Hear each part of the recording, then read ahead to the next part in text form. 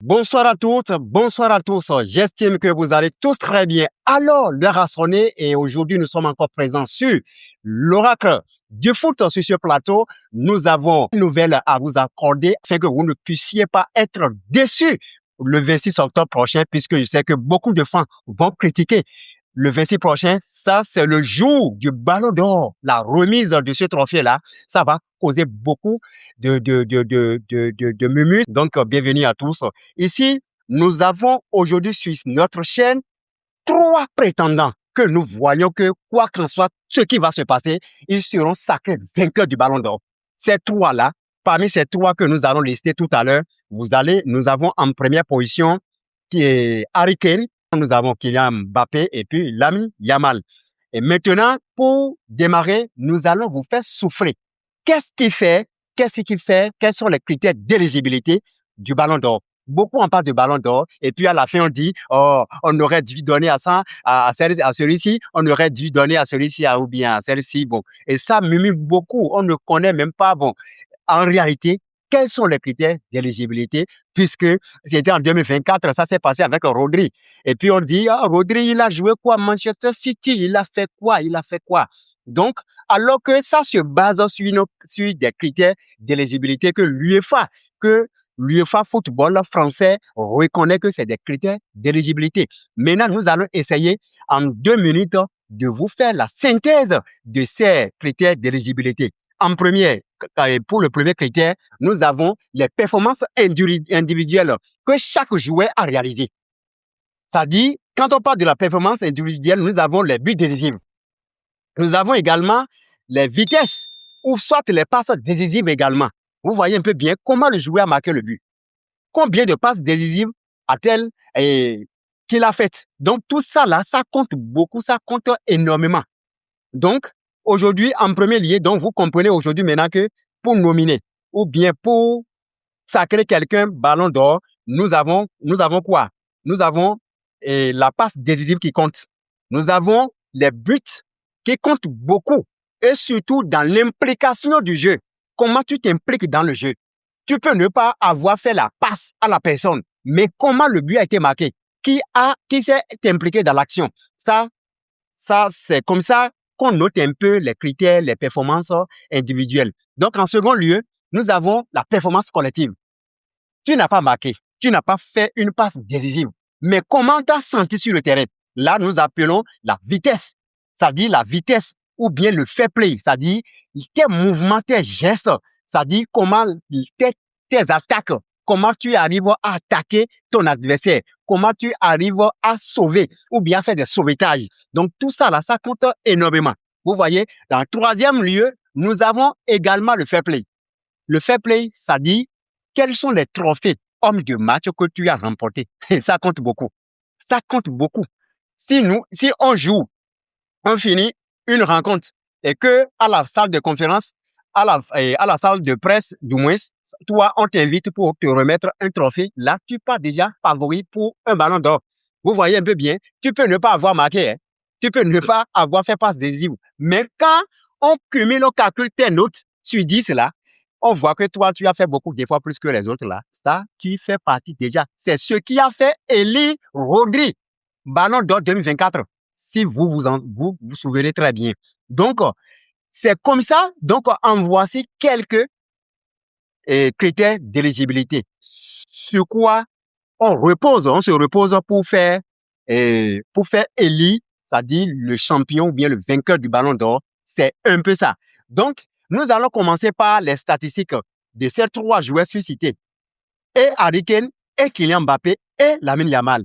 Parmi ces 3-là, écrivez ça quelque part. Vous aurez, c'est-à-dire nous aurons le 26 prochain le Ballon d'Or entre ces 3 personnes-là. Vous allez voir, soit chez Harry Kane, soit chez Kylian Mbappé, soit chez Lamine Yamal. Maintenant, celui dont nous plaçons en premier lieu ici, c'est qui? C'est Harry Kane, la machine à but, la régularité en Bundesliga. Et surtout, lui qui compte aujourd'hui 73 buts, toutes compétitions confondues. Et que nous avons vu, malgré ils étaient éliminés en demi-finale en Champions League, c'est une machine, c'est une vraie machine à but. Et surtout, quand Harry Kane apparaît, il marque toujours, soit il fait passe décisive. Donc, cela, ça montre cela démontre sa régularité, sa ponctualité et surtout sa proactivité. C'est un joueur proactif qu'on voit que c'est proactif parce que 73 buts en une saison. Bon, on voit Lionel Messi qui en a fait en une saison, 92 buts. Mais pour Harry Kane, cette fois-ci, on a vu que vraiment, c'est un joueur qui s'implique surtout à beaucoup de buts. Donc, commençant par Harry Kane, nous avons vu que le volume de buts, surtout Bayern Munich plus Angleterre, avec une saison de buts exceptionnelle. Et lui qui compte, disons, 73 buts, nous voyons que Harry Kane est mieux placé en première position. Ici, Harry Kane est placé en première position. Et surtout, parlant un peu des points forts, vous voyez que c'est une machine à buts. La régularité, par exemple, en Bundesliga, est plus énorme de saison offensive. Maintenant, le point faible du côté d'Harry Kane, c'est quoi? Il y a impact collectif. Impact collectif, c'est quoi? C'est bien vrai que il a marqué, mais il n'a soulevé aucun trophée avec sa nation footballistique. Vous voyez un peu bien. Et surtout, en Champions League, il n'a pas soulevé. Mais en Bundesliga, on a vu qu'ils ont fait un beau jeu. Donc, ce qui a donné moins favori, c'est-à-dire moins de tendance à Harry Kane, c'est-à-dire c'est les impacts collectifs, internationaux et surtout, c'est moins fort que certains rivaux même. Vous voyez? Et surtout, nous avons en deuxième position Lamine Yamal. Lui, on voit que c'est un créateur de jeu, hein, meneur de jeu, création, passe décisive, dribble, influence dans le jeu et champion du monde avec l'Espagne. Et c'est ce qui a donné beaucoup d'avantages à Lamine Yamal aujourd'hui. Et c'est pourquoi beaucoup en parlent de lui. C'est ce pourquoi on le place directement derrière Harry Kane. Et surtout, le gars, il a marqué 16 buts. Et surtout, il a également fait 11 passes décisives en Liga, en 28 apparitions. Et surtout, les dribbles. Ça fait que beaucoup ont aimé avec cette pépite avec Yamal, beaucoup ont aimé football à l'air là. Donc là, son nom apparaît toujours dans les journaux, dans les médias. Vous voyez un peu bien, c'est ce pourquoi tous les journaux, tous les journalistes tournent autour de lui.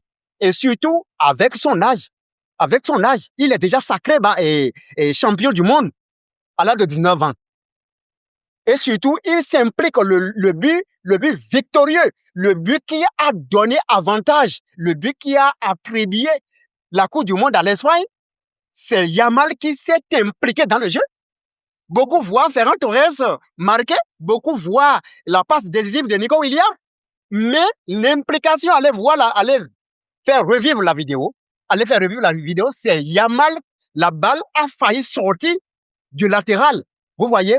Maintenant, il est parti sauver ce ballon-là. Et ce ballon donné maintenant à Correa, c'est ce ballon même que Correa a tenté donner maintenant à faire la passe à Nico Williams. Et puis, Nico Williams a dévié cette balle de la tête. Ce qui fait que Ferran Torres a frappé fort dans la lucarne de Dibu Martinez. Et c'est ça qui est synonyme de Coupe du Monde. Donc, Yamal a fait beaucoup et surtout son système de jeu qui attire beaucoup de gens, les dribbles, les performances, les prestations, ça fait beaucoup et ça fait vibrer même quand même la nation, surtout la planète de football. Donc, l'ami Yamal est mieux placé en deuxième position. Vous voyez, Yamal est mieux placé en deuxième position. Maintenant, le point faible ici, c'est quoi? Il a marqué moins de buts que Kane et que Kylian Mbappé. Il a marqué moins de buts. Il n'a pas marqué assez de buts. Vous voyez un peu? Donc, abordons pour Kylian Mbappé maintenant. Autre machine à buts.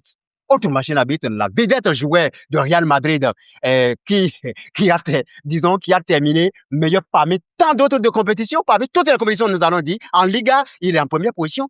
En Champions League, il est à 15 buts en 11 apparitions. Et surtout, au Mondial, il est aujourd'hui meilleur buteur de l'histoire avec 10 buts. Devant Lionel Messi qui a réalisé 8 buts. Donc, nous voyons que Kylian Mbappé a fait beaucoup, mais son point faible, c'est quoi? Il n'a pas pris beaucoup de trophées. C'est-à-dire, il n'a pas réalisé et il n'a pas gagné un trophée avec son club ni avec sa nation. Donc, ce qui fait que beaucoup, c'est-à-dire, ballon d'or pour Kylian Mbappé, ça doute, mais attention, avec ses meilleurs joueurs, meilleurs buteurs partout, je crois que il y a quelque chose qui cloche là. Et donc, il a marqué autant de buts, il a fait autant de passes décisives. Donc, Kylian Mbappé, nous disons simplement que cette trois-là, le 26 octobre prochain, nous aurons le ballon d'or dans l'une de ces mains-là. Inch'Allah. N'oubliez pas d'appuyer sur la cloche de notification et surtout appuyer sur le petit pouce bleu pour ne rien manquer plus tard. Merci beaucoup et au revoir. Bye bye.